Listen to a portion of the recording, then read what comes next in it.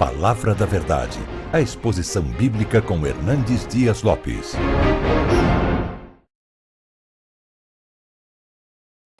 Peço que você abra sua Bíblia comigo no Salmo 126.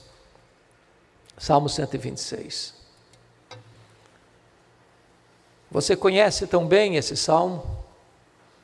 Você já leu esse salmo centenas de vezes, seja particularmente, seja na sua casa, seja no culto público. Mas gostaria de lê-lo novamente para o nosso enlevo nesta manhã. Está escrito: quando o Senhor restaurou a sorte de Sião, ficamos como quem sonha. Então a nossa boca se encheu de riso e a nossa língua de júbilo. Então entre as nações se dizia: grandes coisas tem feito o Senhor por eles. Com efeito, grandes coisas fez o Senhor por nós, por isso estamos alegres. Restaura, Senhor, a nossa sorte como as torrentes no Neguebe. Os que com lágrimas semeiam, com júbilo ceifarão. Quem sai andando e chorando enquanto semeia, voltará com júbilo, trazendo os seus feixes. Amém. Amados, nós não sabemos quem escreveu este salmo, mas sabemos que este salmo foi escrito depois do cativeiro babilônico. Esse salmo retrata o entusiasmo, a alegria, a exultação daqueles que retornaram a Jerusalém para dar continuidade à história da redenção. Esse salmo tem três perspectivas bem distintas. A perspectiva do passado nos versos 1 a 3, o salmista está olhando pelas lentes do retrovisor e rememorando o que Deus realizara na história do povo de Deus. Segundo lugar, esse salmo olha numa perspectiva do presente, versículo 4. E mesmo aqueles que retornaram para Jerusalém, agora estão enfrentando a carranca de uma crise medonha, como que um deserto instalado na alma, pedindo e clamando por restauração. Mas esse salmo, em terceiro lugar, tem uma perspectiva futura, nos versos 5 e 6. E ele olha para frente, diante da crise do presente, e entende que não é hora de estagnação, não é hora de congelamento das ações, mas é um tempo de semeadura, é um tempo de investimento, é um tempo de trabalho audacioso, e tempo também de uma colheita farturosa. Eu gostaria então de tratar com vocês sobre esses três aspectos do Salmo 126. Primeiramente, vejamos então essa olhada para trás, olhando para o passado com gratidão. Quando o Senhor restaurou a sorte de Sião, ficamos como quem sonha. Eles olham para o passado com gratidão. E o que aconteceu no passado? Vocês se lembram como as 10 tribos do norte caíram nas mãos da Síria em 722, quando Ezequias reinava em Judá. Os anos se passaram, e no ano 606, Nabucodonosor cercou Jerusalém, mas não conseguiu tomá-la. Mas levou os vasos do templo. Alguns jovens da nobreza, como Daniel e seus amigos. Depois retornam em 596 e cercam a cidade de novo, mas não conseguiram tomar Jerusalém. Jerusalém não se arrepende. Jerusalém não emenda os seus caminhos. Tanto o rei quanto o povo não quer ouvir a voz de Deus. E então em 586, Nabucodonosor cercou a cidade. Não havia provisão. Ninguém entrava, ninguém saía, faltou comida, faltou água, faltou provisão. E as pessoas começaram a entrar em pânico, desespero. Os filhos morriam, e a angústia era tal que as mães comiam os corpos de seus próprios filhos. quando não havia mais a mínima possibilidade de resistência, Nabucodonosor entrou na cidade, destruiu a cidade, queimou a cidade, arrasou o templo de Salomão, passou o fio da espada, homens, mulheres, jovens, crianças. E o profeta Jeremias, no livro de Lamentações, diz que mais felizes foram os que morreram à espada, do que aqueles que morreram de fome dentro dos muros. E esse povo então massacrado, humilhado, completamente esmagado pela força da Babilônia, não só é humilhado ali, mas muitos deles são levados para a Babilônia, num cativeiro de 70 anos, um amargo cativeiro. Agora, a Babilônia cai nas mãos do Império Medo-Persa, e o rei Ciro decreta a volta dos judeus para Israel, para Jerusalém. E aqueles que voltaram estão olhando para as lentes do retrovisor, olhando para o passado, com profunda gratidão e dizendo: quando o Senhor restaurou a sorte de Sião, ficamos como quem sonha. Gratidão por aquilo que Deus fez, as algemas quebradas, o cativeiro interrompido, as bandeiras desfraldadas da libertação. E eles estão aqui entoando um cântico de gratidão a Deus. A minha palavra para você, meu amado, é que nós também podemos olhar para trás e lembrar o dia que Jesus quebrou as nossas algemas, o dia que Jesus abriu os nossos olhos, o dia que Jesus tirou o tampão dos nossos ouvidos, o dia que Jesus tirou o nosso coração de pedra e nos deu um coração de carne, o dia que Ele mudou a nossa sorte, o dia da nossa redenção, o dia que Ele mudou completamente o nosso coração, a nossa mente, a nossa vida, a nossa família, a nossa herança, e temos agora uma perspectiva nova de vida. Todos nós que temos um encontro com Cristo, olhamos para trás com gratidão acerca desta libertação. O que isso produz? Veja comigo o verso 2. Produz uma alegria indizível. Então a nossa boca se encheu de riso e a nossa língua de júbilo.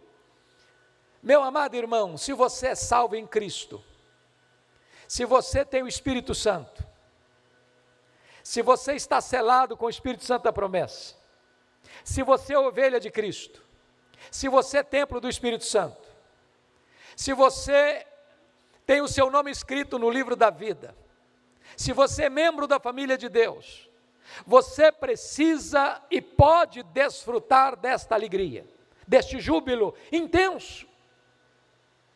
Não dá para você ser filho de Deus cabisbaixo, abatido, triste, fracassado, derrotado, pessimista, negativo. Olha o que Deus já fez na sua vida. Exulte-se nesta gloriosa redenção. Terceiro lugar, veja comigo que quando Deus opera essa mudança na nossa história, isso é testemunho entre as pessoas. Verso 2, parte B, diz assim: então entre as nações se dizia, grandes coisas o Senhor tem feito por eles. Quando o mundo olha para a igreja, quando os seus colegas de trabalho, de escola, quando os seus vizinhos, quando os seus parentes olham para você, eles precisam ver esta alegria, eles precisam ver este corte radical entre o antes e o depois, eles precisam notar quão grande foi esta obra de libertação, de perdão, de salvação, de redenção na sua vida. Isso impacta o mundo. Isso mexe com as estruturas da sociedade. De ver o que Deus fez na nossa vida. O mundo não pode entender isso. Esse milagre da redenção, esse milagre da libertação, esse milagre da restauração na nossa vida. E uma pergunta a ser feita a nós, ao nosso coração hoje, nesta manhã é: até que ponto a minha vida impacta as pessoas? Até que ponto o meu testemunho de conversão, de redenção, de libertação, impacta a vida daqueles que estão de fora, olhando para dentro e contemplando a nós? Mas notem, em terceiro lugar, que esta libertação, meus amados, produz um reconhecimento profundo. Versículo 3 diz: com efeito, grandes coisas fez o Senhor por nós. por isso estamos alegres. Eu queria perguntar a você agora, você reconhece que Deus já fez grandes coisas na sua vida? Você tem esse reconhecimento? Você tem esse sentimento de gratidão? Você tem esta alegria que toma conta da sua vida? Sempre que você olha para trás, para contemplar o que Deus já fez? A obra de Deus é um milagre na nossa história. Nós não podíamos mudar nossa própria sorte. Nós não podíamos romper as nossas próprias algemas. Nós não podíamos perdoar a nós mesmos. Nós não podíamos transformar a nós mesmos. Nós não podíamos quebrar os grilhões que nos prendiam. Se você está livre, se você é livre, se você agora retorna à sua Jerusalém, você está grato a Deus por isso? Está feliz por isso? Exultando de alegria por isso? Esse é o contexto aqui. Agora há pouco o pastor Daniel estava me falando de um artigo que escreveu, fazendo uma comparação entre esta pandemia e o cativeiro babilônico.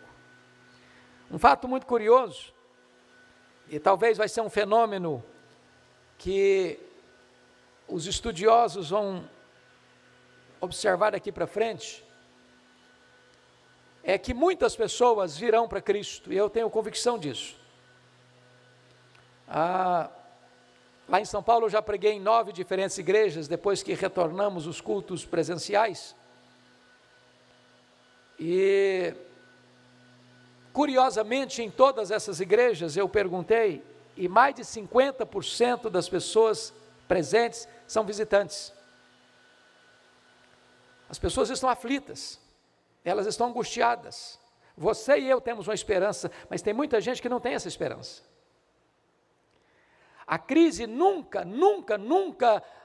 foi um fator negativo para a igreja. A igreja sempre cresceu na crise. As tragédias mundiais não abalaram a igreja, fortaleceram a igreja. Porém, se você lembra, os que estão cantando aqui foram os que voltaram da Babilônia. Mas muitos judeus não quiseram voltar da Babilônia. Muitos judeus se aculturaram na Babilônia, se adequaram à Babilônia, permaneceram na Babilônia, não quiseram retornar. Corre-se o risco, irmãos, de muita gente de fora correr para a igreja e muita gente da igreja não querer mais voltar, se acomodar, se acostumar na Babilônia, se aculturar na Babilônia. E nós precisamos estar atentos a isto. Quem somos nós? Onde está o nosso prazer? Onde está a nossa alegria? Quem é o nosso contentamento? Então, essa é a primeira perspectiva que trago aos irmãos, olhando para trás com gratidão. Mas há uma segunda perspectiva que eu chamo a atenção, que olhando para o presente, com oração. Olha o verso 4 comigo. Restaura, Senhor, a nossa sorte, como as torrentes no Neguebe. Eu chamo a sua atenção que quando o povo retorna para Jerusalém, e vocês conhecem bem essa história, Jerusalém estava debaixo de escombros. Jerusalém ficou 142 anos debaixo de escombros. Do ano 586 ao ano 444. Ao retornarem, além dos escombros, da pobreza, eles tinham vários inimigos ao redor, não tendo qualquer interesse que a cidade fosse reconstruída. Eles enfrentaram enormes dificuldades. E de repente, os sacerdotes foram trabalhar no campo. Eles começaram a construção do templo e largaram a construção no meio do caminho. E de repente a vida espiritual deles começou a entrar numa crise medonha. E aqui está um clamor por restauração. E eu destaco 5 verdades aqui. Primeira verdade: um passado de glória não é garantia de presente vitorioso. Irmãos amados, nós temos nossas raízes no passado, mas nós não moramos no passado. As vitórias de ontem não são suficientes para hoje. Hoje é dia de você ter novas vitórias. Hoje é dia de você ser cheio do Espírito Santo. Hoje é dia de você andar com Deus. O fato de você ter sido cheio do Espírito Santo ontem não é garantia necessária de que você está cheio do Espírito Santo hoje. Ontem alegria indizível, hoje uma crise absoluta instalada no peito. E se você é honesto no diagnóstico que você faz do seu coração, tem dia que você olha para dentro de você e diz: meu Deus, está seco, árido, não tem verdor, não tem beleza. E nós precisamos entender isso, que hoje é o desafio de andar com Deus, hoje é o dia de conhecer a intimidade de Deus. Mas há uma segunda lição aqui. A sequidão de hoje não deve ser motivo de desânimo, mas de clamor. Irmão, que a igreja mais ora, é na crise que a igreja mais se volta para Deus. A crise não pode ser nosso adversário, mas nosso aliado, porque é quando a crise chega que você se prostra. Então eles estão olhando para a crise não como um fenômeno de desespero, de pânico, mas eles estão olhando para a crise como uma esperança de clamar ao Deus que pode reverter essa situação. Nós precisamos orar pelo reavivamento da igreja. Nós precisamos orar pedindo a Deus estratégias para alcançar essa sociedade ferida, desesperançada, completamente machucada pelas realidades. Quando a ciência não tem a solução, quando o dinheiro não tem a solução, quando a tecnologia não tem a solução, quando o poder político não tem a solução, o Evangelho é a solução. Traz esperança. Então não é hora de nós nos assentarmos e lamentarmos e chorarmos, é hora da igreja se pôr de pé, é hora da igreja ser um exército, é hora da igreja dizer: Senhor, nós queremos a restauração da nossa vida e nós queremos ser uma bênção nas tuas mãos para levar esperança para este mundo desesperançado. Terceiro lugar, é necessário entender que a restauração é obra soberana de Deus. Por isso o texto diz: restaura, Senhor, a nossa sorte. Eu não posso restaurar a mim mesmo. A igreja não é restaurada porque o conselho da igreja se reúne, ou os diáconos da igreja se reúnem, vamos restaurar a igreja. Nós não restauramos a igreja. Nós podemos orar pela igreja, nós podemos planejar algo para a igreja, mas só o Espírito de Deus pode levantar o abatido, só o Espírito de Deus pode erguer o fraco, só o Espírito de Deus pode realizar esta obra da restauração. Então, o salmista está dizendo: restaura, Senhor, a nossa sorte. Quarto lugar, a restauração é fruto de oração. Por isso ele está orando: restaura, Senhor, a nossa sorte. Oh, amados irmãos, quantas vezes na história da igreja, nos tempos mais amargos, nos tempos mais difíceis, sejam de epidemias, sejam de crises econômicas, sejam tempos de perseguição à igreja, o povo de Deus clamou aos céus. E Deus derramou da sua graça, reavivou a igreja e fortaleceu a igreja. A minha oração, queridos irmãos, é que depois, e até mesmo dentro do epicentro dessa crise, o povo de Deus possa ser restaurado, reavivado, fortalecido, para buscar a Deus em oração e ver os milagres da providência de Deus. Mas em quinto e último lugar, nesse ponto, a restauração é um milagre de Deus. Eu não sei se você já percebeu o que ele está pedindo aqui: restaura, Senhor, a nossa sorte como as torrentes no Neguebe. Bom, qualquer pessoa que tem familiaridade com a Bíblia sabe que o Neguebe é o maior deserto da Judéia. Esse deserto não é aquele deserto plano, de areias finas como trigo, mas de montanhas altaneiras, de vales profundos, de rochedos e de pedregulhos. Mas ali no deserto da Judeia tem um fenômeno que ocorre ainda hoje. Quando você está andando, de vez em quando você vê como que regos ou leitos secos de rios, de ribeiros, de córregos.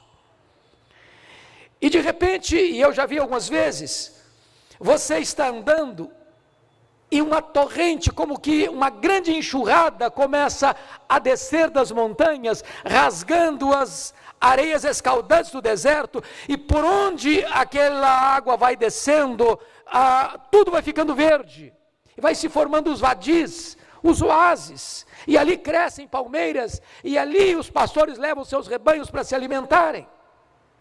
O salmista, que conhecia essa geografia da Judeia, ele está dizendo: Deus, assim como tu fazes este milagre na natureza, faz também na minha vida.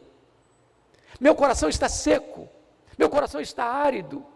Senhor, que as chuvas copiosas do Espírito Santo desçam sobre mim, restaure a minha vida, tire a sequidão do meu coração, faça reverdecer a minha alma, faça frutificar o meu ser. É isso que ele está pedindo. Restauração é um milagre da graça de Deus na nossa vida.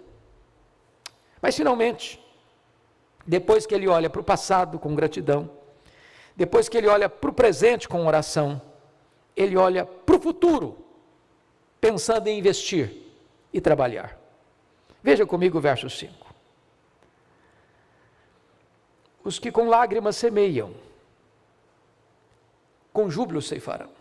Aqui tem um princípio, irmãos, que é absolutamente simples e absolutamente vital para a igreja.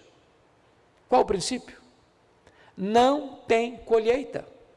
Onde não tem? Semeadura.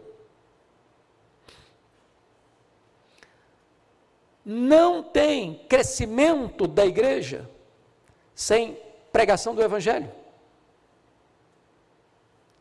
Não tem resultado no reino de Deus onde não tem trabalho para Deus. Eu tomo alguns sustos enormes nas minhas andanças. Às vezes chego para pregar numa determinada igreja, que está ali há 5 anos, 10 anos, e vejo um povo simples, um povo de conhecimento mediano para baixo, e de repente me falam: bom, nós temos 5.000 membros, nós temos 40 congregações. E eu pergunto: meu Deus, mas como? Se nós temos uma bagagem maior, se nós temos um conhecimento mais apurado, se nós temos um preparo intelectual, teológico, doutrinário muito mais qualificado. Mas o princípio é esse. Tem muita gente gastando mais as solas dos sapatos do que o assento dos bancos. Não é o seu conhecimento, não é a sua cultura, não é a sua eloquência, é a semeadura. E eu quero conclamar você, meu irmão, em nome de Jesus, a semear.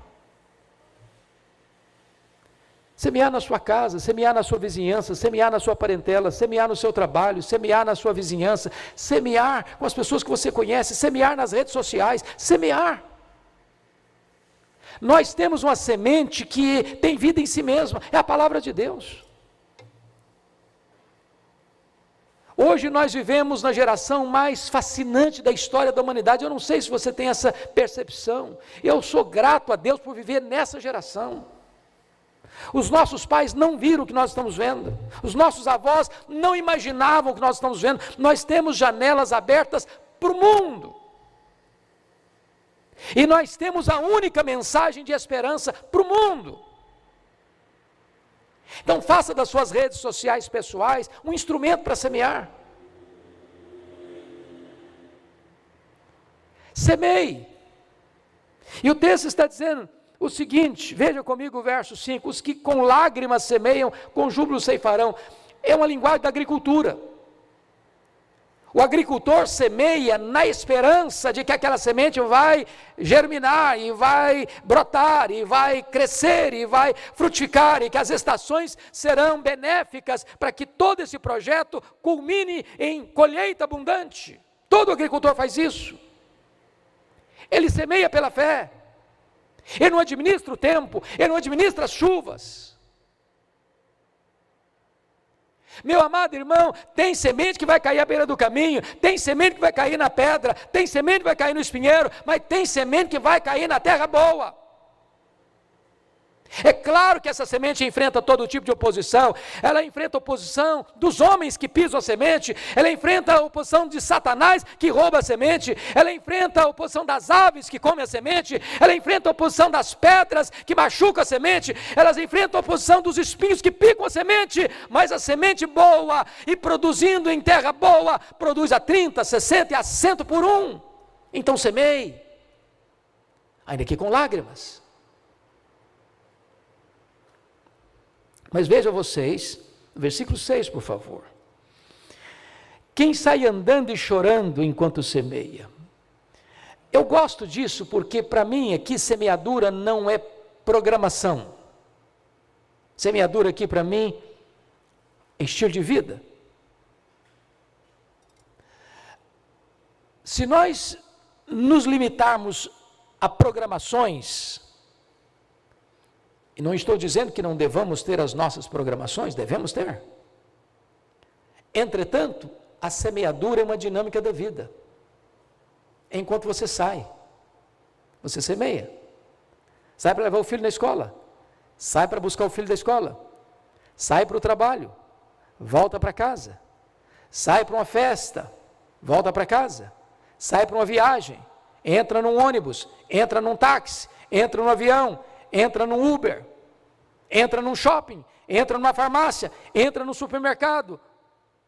Nós estamos saindo. E enquanto você sai, vai semeando. Enquanto você sai, vai compartilhando. Quem sai andando e chorando enquanto semeia? Por que ele diz andando e chorando?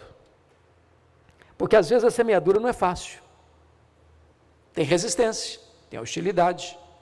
Isso me lembra de William Buff, o presidente dos Exércitos da Salvação, que enviou, certa feita, um missionário para um campo. O campo, de fato, era hostil, difícil. E aquele missionário ficou lá vários meses, sem nenhum fruto, sem nenhum resultado. E mandou uma carta para William Buff com a seguinte mensagem: eu quero que você me tire daqui, eu não quero mais permanecer aqui.